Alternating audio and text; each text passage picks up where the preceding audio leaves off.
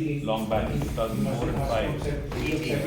Yeah. Came to various places, all on to the My son MPs. must have also the same way. Calculate for the 1970. May God be with you.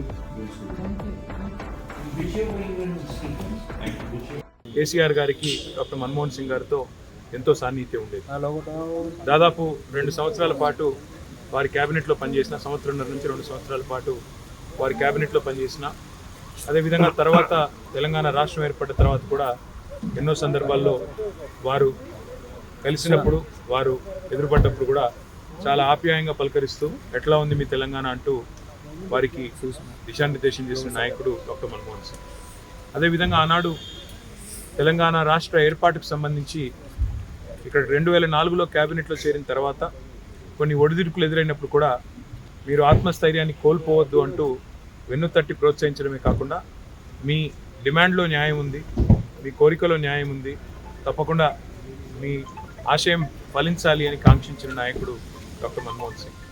భారతదేశాన్ని ఆర్థిక సంక్షోభం నుంచి బయటేయడమే కాకుండా ప్రపంచంలో మన దేశానికి గౌరవాన్ని తీసుకురావడమే కాకుండా ఒక సౌమ్యుడిగా, వివాద రహితుడిగా, అందరివాడుగా భారతదేశానికి గొప్ప పేరు తెచ్చిన నాయకుడికి ఈరోజు మా పార్టీ తరఫున ఇక్కడికి వచ్చి నివాళి అర్పించాలని చెప్పి పెద్దలు కేసీఆర్ గారి ఆదేశం మేరకు మా గౌరవ రాజ్యసభ ఫ్లోర్ లీడర్ సురేష్ రెడ్డి గారు, అదేవిధంగా రవిచంద్ర గారు, దామోదరరావు గారు అందరం కూడా కలిసి వారి కుటుంబ సభ్యులు, వారి శ్రీమతి గురుశరణ్ కౌర్ గారిని, ఇంకా ఇతర కుటుంబ సభ్యుల్ని కూడా కలిసాం.